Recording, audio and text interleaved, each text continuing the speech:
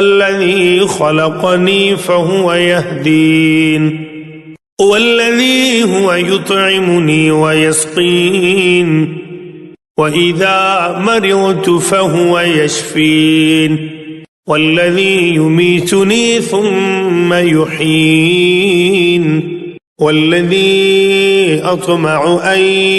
يغفر لي خطيئتي يوم الدين رب هب لي حكما وألحقني بالصالحين واجعل لي لسان صدق في الآخرين واجعل لي من ورثة جنة النعيم واغفر لأبي إنه كان من الضالين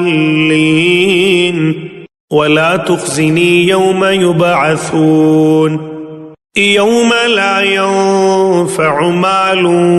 ولا بنون إلا من أتى الله بقلب سليم